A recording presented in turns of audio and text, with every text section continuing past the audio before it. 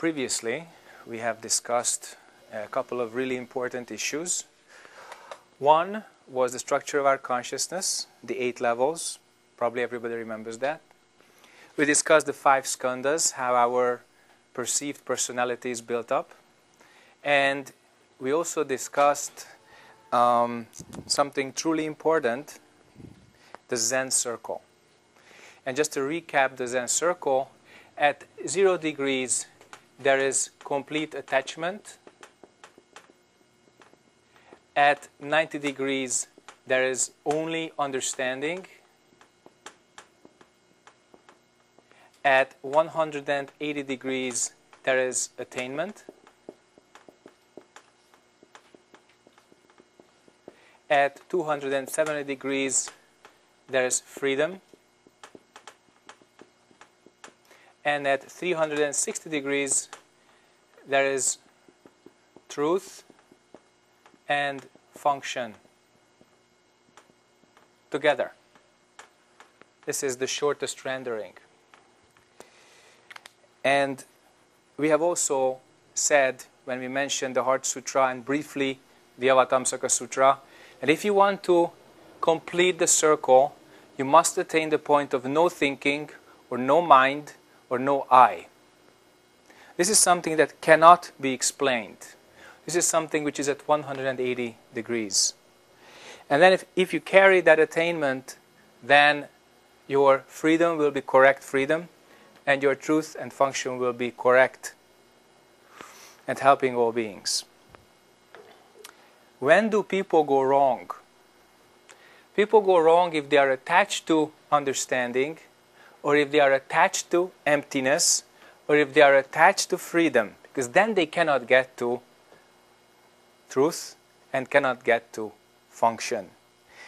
If they are attached to any of these, then they don't see that the sky is blue and the trees are green. They don't hear that the dog is barking, woof woof. And they don't see that if somebody is hungry, just give them food. Or if somebody is thirsty, just give them drink. Then this doesn't happen. And that's where the Kongan comes in, because the Kongan checks your truth and function. In Korean Buddhism, there are many ways to interpret and use Hwadu and Kongan. But to give you a workable and functional interpretation, a little bit referring back to our previous Dharma talk, is Hwadu or Hua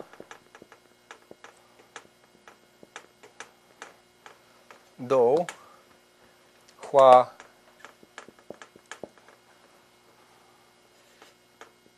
Hwadu, thank you. Yeah, somebody was thinking correctly. So, Hwadu, it gives you substance.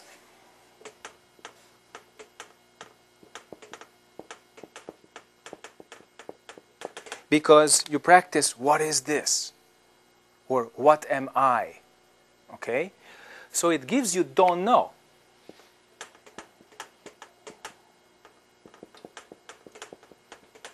Okay? So our substance is no name, no form, no life, no death. We call it don't know. Okay? So don't attach to the words of don't know, just like you shouldn't attach to the words of Buddha or God or all these great names. But don't know is still the closest to the original point. Okay? Because it really has no thinking in it. Okay? So when you practice, what am I? Then it's a question. So the word head is a question. Okay? And this question opens up your consciousness. It doesn't leave any ego, any self-definition or world definition in it. And then you become free. Okay? So this doesn't mean that you have an extra Buddhist idea or a Zen idea in your head. You clear out all ideas. You cut off all thinking. And that's what it kind of makes it a very deep and really profound practice. Because in most ways and in most religions, you are told what is this substance. They define it for you. They write books about this. They tell you what it is. In Zen, we don't tell you what it is. That is the right question. We just advise that this would be a good question to work with. And this question opens you up. So keep the question in the Tanjon as you meditate, with open eyes, clearly looking in front of an area, but perceiving all space around you, perceiving the sounds, and keep the question clear. And when this question becomes 100% clear, then you attain 100% your substance. Okay? And now, the job of the Kongans, as we mentioned before answering a few of your questions, that's how to see truth and how to perform correct function. So substance is the job of the Huadu, and truth and function is the job of the Kongan. This is just a simple working model for you. Some people, mostly monks and nuns, they sit with the Kongan and they attain. Kongan is a concrete situation. For instance, Namchon Zen master, he heard this big quarrel in the monks' quarters.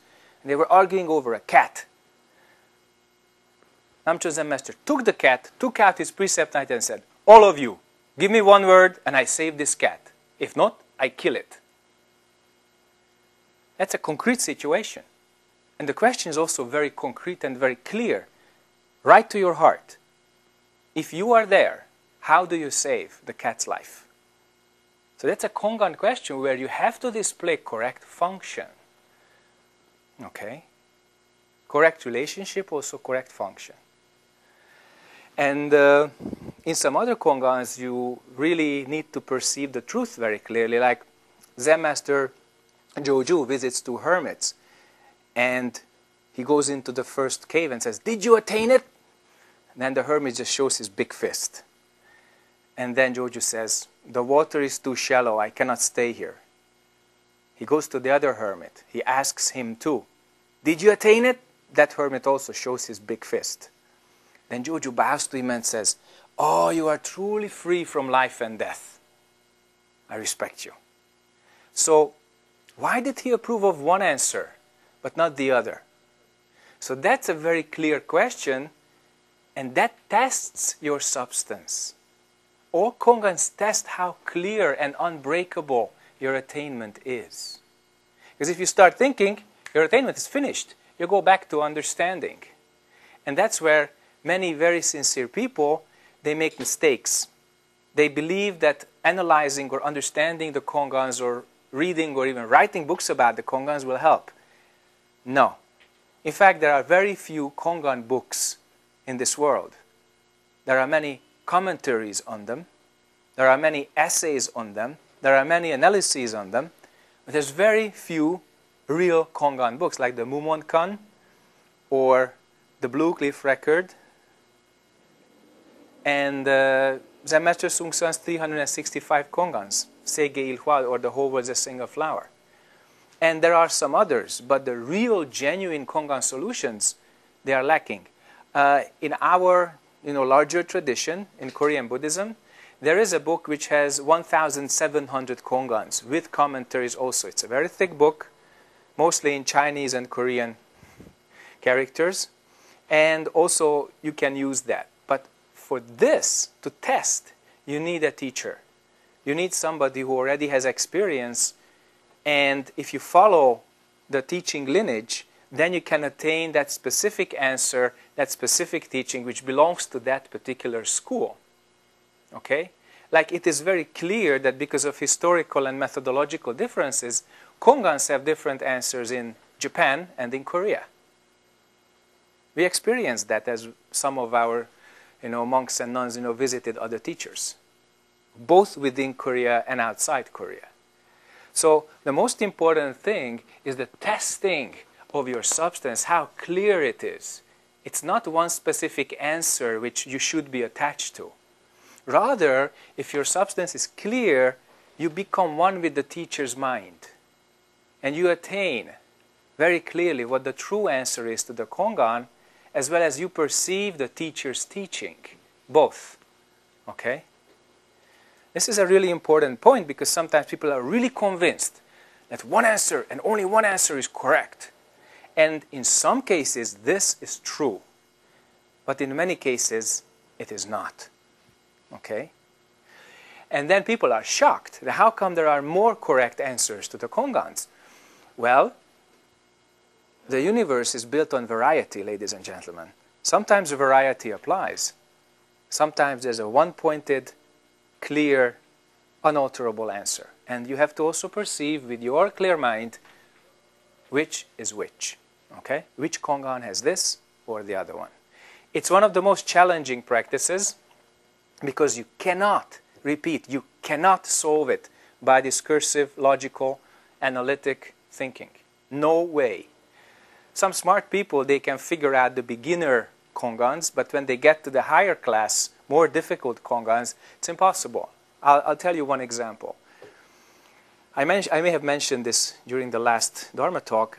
Zen Master Hyang Om, when they asked him what is Zen, he said, it's like a man hanging from a tree. His hands and feet are totally tied, and he's hanging by his teeth. Just like that. And someone comes under the tree and asks, why did Bodhidharma come to China? So, if you answer, you fall down and die. If you don't answer, then the Zen master kills you because you do not do your job as a Zen student. And the question is, if you are this person up on the tree, how do you stay alive? If you think, you never, ever solve this Kongan. But if you don't think, if you return to true substance, then it appears clear like space, clear like a mirror, right in front of you. And then you become one with this answer. Then you can present this answer in the interview room. Okay? So Kongans are really interesting because it really teaches you,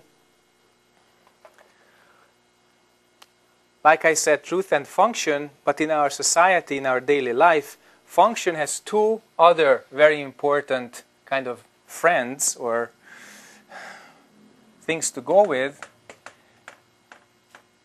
Situation, relationship, and then function. So if your don't know is clear and if your center is strong, then you never move from this substance. Your mind never makes opposites. Your mind never makes I. Then your situation is always clear. You really see where you are. Then the relationship is also clear. What kind of people you are with. What kind of other beings you are with. What is your relationship? In Korea, it's wonderful to see that this group culture preserved much of the emotional intelligence which makes relationships smooth. They know how to relate to each other because it's been taught generation by generation. And when the relationship is not clear, then there is friction, offense, sadness, suffering, non-understanding, separation, all those plagues, all those worries and all those sicknesses that the West has to cope with. Because when you lose group culture, when you lose your good tribal nature, then relationship breaks. And people believe that they are individuals. First they are individuals, and then, like a little bridge out of a tower, they have some relationships. But it's not like that in real life. Because we have relationship with 6.6 billion human beings, whether we like it or not. We live on the same planet. We may not hear all the voices, we may not see all the forms, all the bodies, we may not communicate with all of them over the internet, but we have 6.6 billion human beings in a close relationship, which means we share this earth with them. And as you come closer and closer and closer, closer, up to your family, to your brothers, sisters, mothers, fathers, spouses, etc., then this relationship becomes closer and closer and closer. Now, if we don't perceive our human situation clearly, then our relationship is also not correct. Most of the babies, they don't know that they were born. Most of the children, they don't understand that they are the youngest in the family. They have to be taught. Okay? And the eldest, sometimes they really just forget that they are the eldest, so they really have to be respected and loved and cared for so that they would feel appreciated for all their efforts. Okay? So, situation, relationship, and function. It's all there. Okay? And with Kongan practice, you practice all that. For instance, when on Yonchuk-san, Vulture Peak, Buddha was teaching Dharma, he did not speak. Remember? And that's basic situation teaching. And everybody's, what's happening? Why doesn't he talk? It's time for the Dharma talk. So they were waiting for something. But these people did not understand the situation. And then the Buddha held up a flower. Nobody understood because they didn't understand the situation in lack of their attainment. But Mahakashyapa had that. So, Mahakashyapa, he understood because he had this very clear mind. So when the Buddha held up the flower, he smiled. Relationship. And then the Buddha put this into motion, and he says, I transmit my true Dharma to you. Okay? So if you look at the Kongans with this very simple distinction, situation, relationship, function, as well as substance, truth, and function, you can have a very practical and clear application of your own tradition. Okay? I encourage you to go to retreats where you have interviews, Kongan interviews. Okay, then how deep your attainment is, that's tested. How strong your thinking is, in other words, also tested. And if your mind is clear, then truth and function, no problem. Then situation, relationship, and function, also no problem. Okay? So I hope that this chart is pretty clear for you. I tried to make it really simple. And lastly, I would like to mention 4 principles which came from roughly the time of Bodhidharma. They are attributed to Bodhidharma, but they're not necessarily from him. In fact, we don't know where they actually came from. So,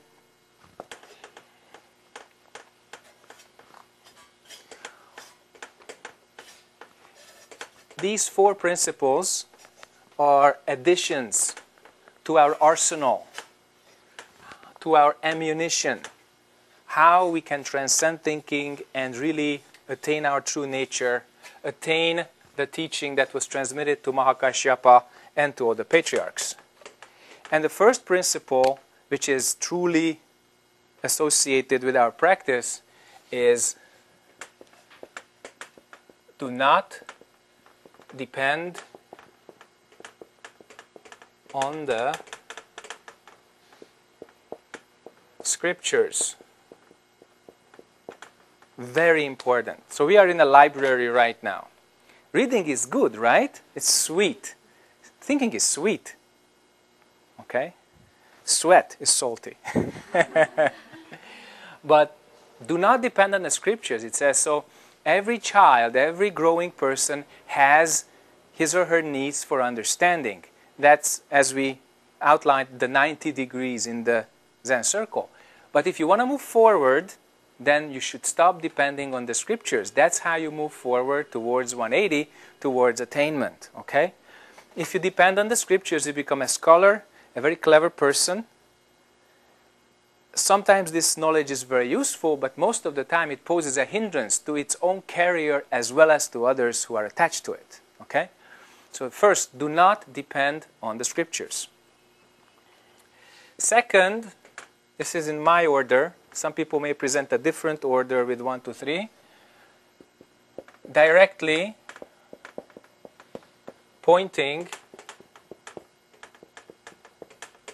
to human mind. Okay? Directly pointing to human mind.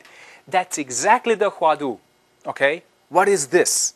That's directly pointing to human mind. No further speech is necessary. It's evident and clear. 3. Attaining enlightenment by perceiving our true nature.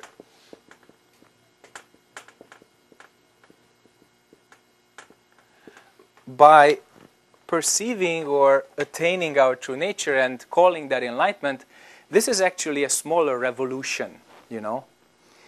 If you read a lot of scriptures contradicting number one and following your own desire for Buddhist thinking, then you can really see that enlightenment has many definitions.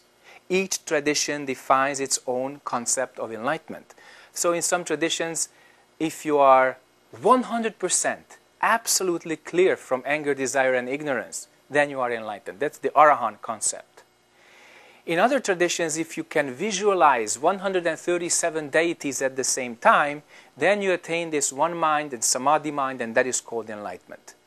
In some other versions of Mahayana tradition, if you can perform magic acts and you can stay without food and water for such and such a long time, you are enlightened, etc., etc., etc. This goes on and on and on. And if you remain at the conceptual level and you don't come to step 2, then this can be very, very confusing. What is enlightenment? Where do I go? What is my correct direction? And the third tells you with one sentence, it's nothing but attaining your true nature. That's all. And then there is this clear saying that your true nature never comes, never goes, never appears, never disappears. It has no life, no death. And that's why this story with Huang Po is really important, because if you remember in our Zen story collection, Huang Byok-sunim or Huang Po meets a very bright-eyed, wonderful monk, and they agreed to walk together to the same mountain. And suddenly they reached a small creek, a small river, which had a flash flood, and there was no boat, there was no bridge. So Huang Po or Huang Byok-sunim said, okay, let's sit down, wait until the flash flood goes, and then we can wade through. And this bright-eyed young monk, he said, oh, and then he started to walk, and he reaches the water, and he keeps walking on the surface of the water, you know, lifting a little bit his robes so that they don't get wet. And from the middle of the water, he kind of calls back to Huang Po, Sunim, why don't you come? And then Huang Po just shouted at him, you only took care of your own potential, your own capabilities. If I had known this earlier, I would have broken your legs. Okay? So this is really important. Some people are fascinated by magic. It's only 270, remember. Remember the Zen circle, it's attachment to 270. Okay? One more step is necessary. Then your freedom, your transformational capability enters everyday life. Then you can let go of your attachments.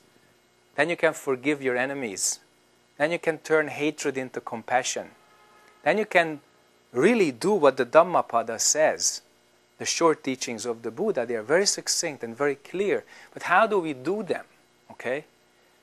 Just by following these, as well as adhering to the other, important guidelines, including the Zen circle, including the Huadu and the Kongan usage, including substance, truth, and function, including correct situation, correct relationship, correct function.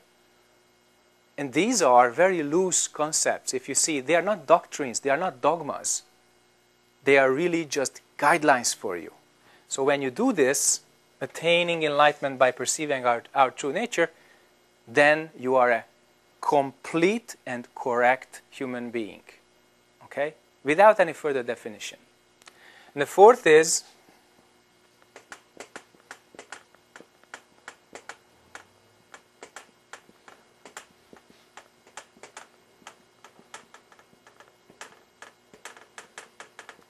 transmission from mind to mind. And that's really important. If you remember, Kongan comes from Chinese. Chinese Kung An, it's public case, or a legal case, basically. And it meant that when the emperor issued a legal edict, in other words, created a public case out of his edict, they made copies, and they put the copies together with the original, and they put a seal on both edges. And then the copy was sent down to the countryside, to the viceroy or to the chiefs, and then the original went to the imperial library.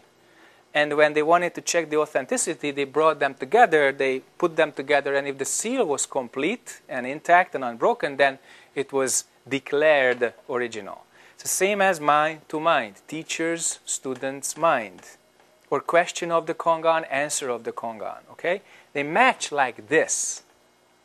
And because of that, it's called the seal of Zen, in Zen, or the seal of authenticity. That's the origin of Kongan, actually. It didn't exist in the Buddha's time. In retrospect, they can say that, oh, some part of the Buddha teaching is like Kongan. It's true, we can say that, but the Buddha didn't use Kongans in the sense the Tang Dynasty Zen masters, especially after Yukcho Desa, used them. Okay? Even Bodhidharma was very clear and succinct with his teaching. If you remember what his successor, Wei Ho or Hui Ko, went through, cutting his left arm, kneeling in the snow, and he says to Bodhidharma, teacher, my mind is really not at peace. And then Bodhidharma says, bring me your mind so that I could put it to peace. And then Hui Ko says, I can't find it. Then Bodhidharma says, then I already have brought peace to your mind. Okay? And then he cut his left arm in a show of sincerity. In fact, that's the origin of the yombi, of the burning on your lower arm. That's why it's there. Okay? It's a reminder, okay, of Hui Ko's sacrifice. So this is the 4 principles of Zen. Now we can put it right up here.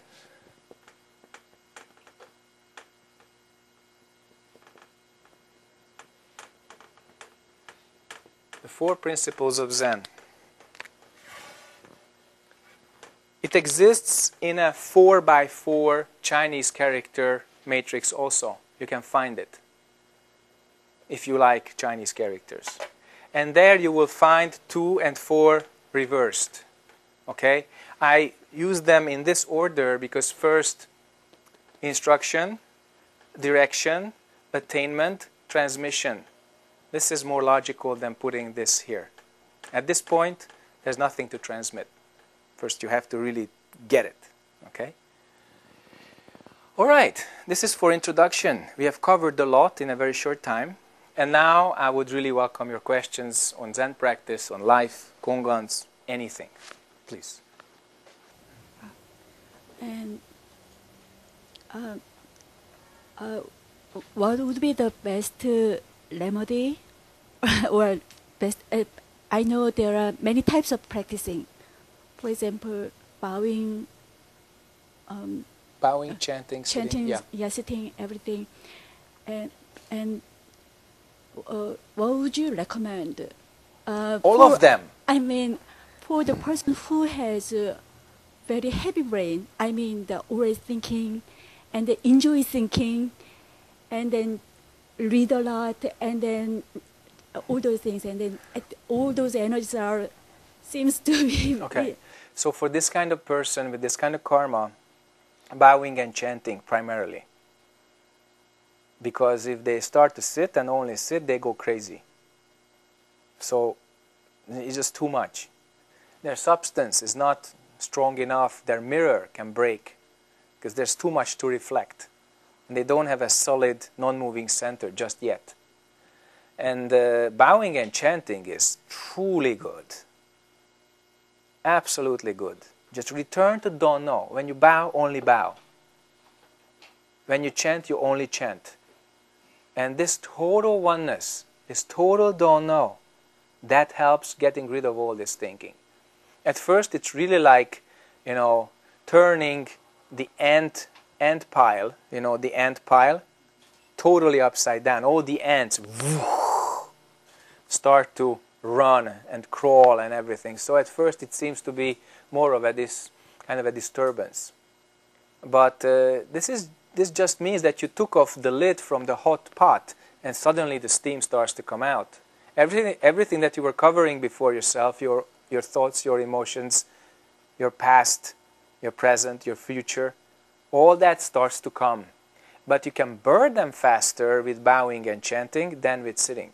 That's why there's deep wisdom in novice training in Korean Buddhism. And lay people can also observe this, and when they start practicing, they do more bows, they do more chanting, and then after like an initial period of 6 to 9 months, maybe 1 year, then they start sitting also.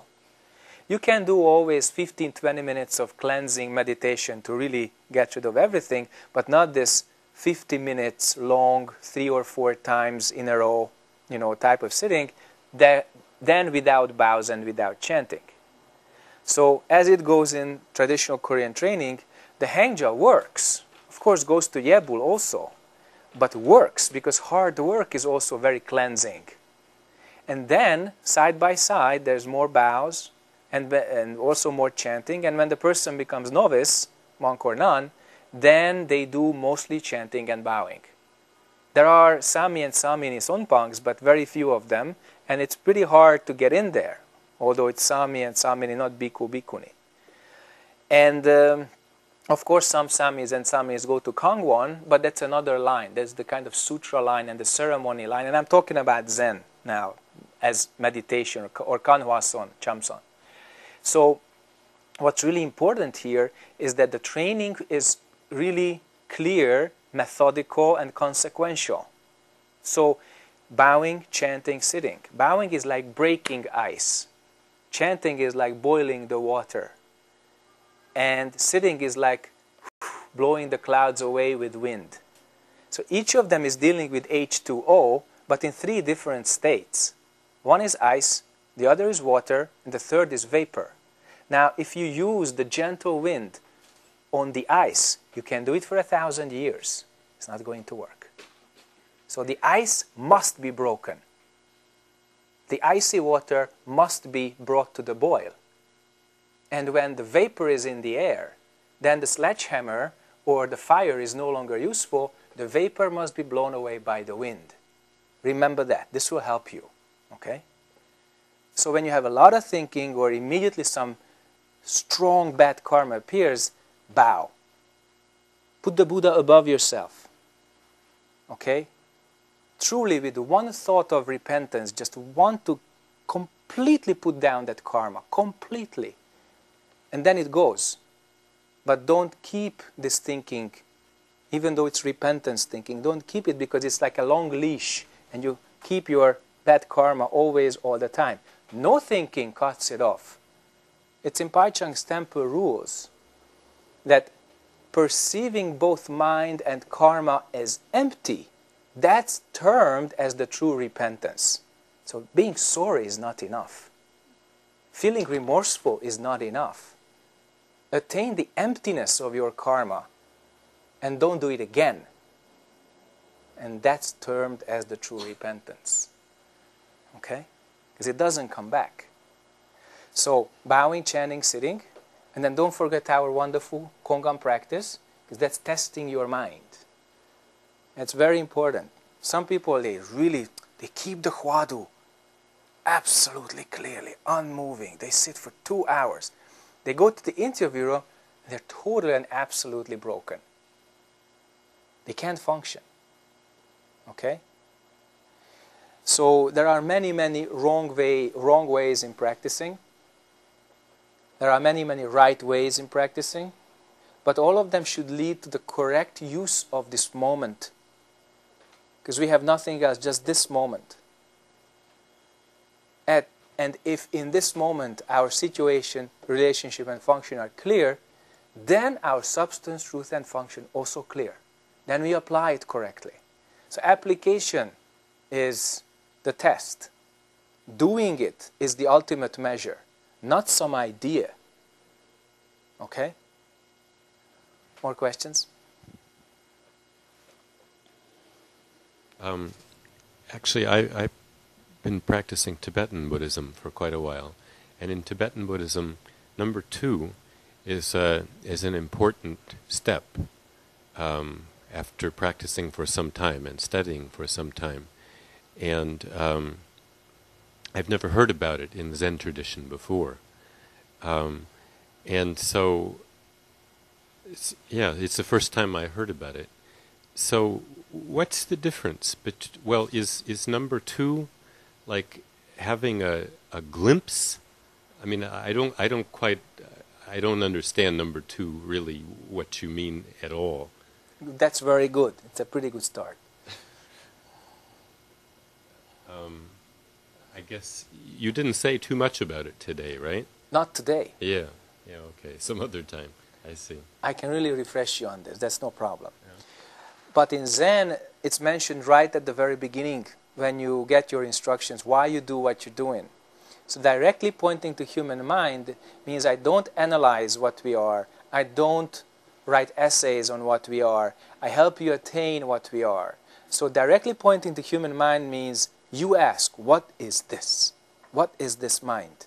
Or if you like the person in it, which is a projection, but some people like it, you can ask yourself, what am I? That's directly pointing to human mind. Because there is no interface. There is no book. There is no guru. There is no anything intermediary. It's very direct. And because of that, Zen is not going to be a mass movement because it's so direct that some people find it disturbing. They sit down, they look inside, and they just shut the door back. They don't want to see what's in there. Very few people want to see what's in there. Okay? But if people are sincere or kind of forced to do this, they are forced by their own suffering, or they have some really open karma and they are sincere and they do this, then they clean out the house before the storm hits. Then they do their homework before the crisis comes. And that's a pretty smart move. And what is the largest crisis of our lives? Probably dying. Exactly. You did your homework well. When we die, that's the largest crisis. So when you die, you have to let go of your attachments whether you like it or not. And if you do that before, you have some advanced, knowledge. You have some advanced attainment. Then you can help other people do that. But when people die, they cannot lie to themselves that they are a great and free person. They die in the way they lived. Okay? This is really, truly important. Dying is very, very harsh. And it's very direct because it brings out your leftover karma, whatever you didn't solve. And that's why some people go easily. It's just one last breath. And they're gone. And that's why some people suffer and suffer and suffer and linger for years and months and days and hours because they still have this strong attachment. And we feel sorry for them, but we cannot make it considerably easier. We can make it a little easier by being there and having some compassion towards them. But essentially, you cannot take away their karma deep down there. Okay? But if you practice, then your practice really helps. Because it cleans everything out before you die. Okay? So in Zen, sometimes when people have strong attachments, the Zen master says, okay, you should practice with this kind of mind that I am already dead. And that's really good. Sounds a little bit scary, right? But when you're really and absolutely dead, you have nothing. You have no thinking, you have no attachments, you have no past, present, or future, and that helps you. It's an expedient means. And then when people become clear, then they can really shine. It's no problem. Yeah. So between number 2 and number 3, then, I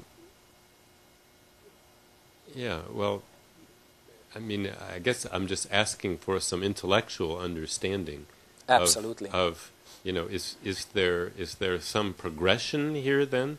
It's It's a big question. I mean, the sixth patriarch didn't need any progression. He heard 2 lines of the Diamond Sutra in the marketplace when he was 16, and boom, he got enlightenment. Joju had his first enlightenment experience when he was 19, and until 24 he had a lot more, but he was 60 when he took the abbotship of a temple. So he felt that he needs more time. So between 2 and 3, it's not sudden, it's not gradual. It's really important, because I presume to know where your question is directed, whether this process is sudden or gradual. And if you have any doubt which is which, just look at your own karma, how it works. Some hindrances disappear suddenly, some hindrances disappear gradually. But why do we have the feeling of sudden and gradual? Because we live in a one-dimensional time. Okay? Because, and I mentioned this at the first talk, in our sentient beingness as we are in this body, as the mind is using this physical body with the 5 senses and the 6th inside, we have a linear notion of time, 1 dimension, and a spatial perception of 3 dimensions. Okay? It's because of this body and this mind together. So that defines a sentient being. Mind attached to physical body. That's a sentient being. Okay? Then we are attached to our senses. Then we suffer. Then we live. Then we die, etc., etc., because we are attached. If we are not, then we are free. We can use this body, but we are not bound to this body. We can use our thinking, but we are not bound to our thinking. We can use our emotions, anything which appears, but we are not bound to them. And that's exactly what the 6th patriarch heard. Okay? Don't attach to anything which arises in the mind. This view itself is Buddha. He heard that. Boom! He got enlightenment. So, from 2 to 3, how do you proceed? 1 word. Do it. Practice. You only practice in this moment. So practice is not sudden or gradual. This moment, practicing or not. This moment, following your thinking or not. That is the question. Okay? So if you practice, then this moment you are awakened. If you don't practice, then this moment you are an ignorant sentient being. So practicing means paying attention. Not only that. It begins with that. But it really goes into return before conceptual thinking. Okay? More questions? Sir. Before I came here, I read the newspaper, and I was very shocked and nearly weeping, because there is very cruel things, very severe crimes in that newspaper. But so, one father, he killed his wife and children and escaped to Japan. I lived there 9 years long because of blind love. And now he arrested and returned to Korea. But when I read that issues, and I think is it possible the Buddha's mind to transit to the others. When he knows the Buddha's mind, then he never be a murderer. So I adopt. Is it possible the Buddhahood to alive in this country, transit to the others, even he does not concern to the Buddhism? Buddha mind does not depend on karma. Your true self does not depend on thoughts, feelings, actions. It does not depend on that. Even this man who did this terrible, horrible, abominable crime, he can attain Buddhahood the moment he stops depending on his karma. So, don't question whether the Buddha mind or the Buddha's mind seal can arrive in this country. It's already here. It's been here forever. And it will also be here. It's everywhere. But the question is, how do we wake up to it? How do we attain it? And for that, we sometimes need some help. Okay? So, if you read the paper too much, and you project your mind energy too much into these events, then you lose your way. Okay? What is your way? And if you truly attain your way, then you can help everyone, including this man, if you have inyon with him. If you don't, then you never meet him and he never comes into your life. Okay? So, besides being compassionate, be practical. And then no problem. Then you do what you can do, and you cannot, and you don't do what you really cannot. There's plenty of things we can do. Okay? Good. Yeah. More questions?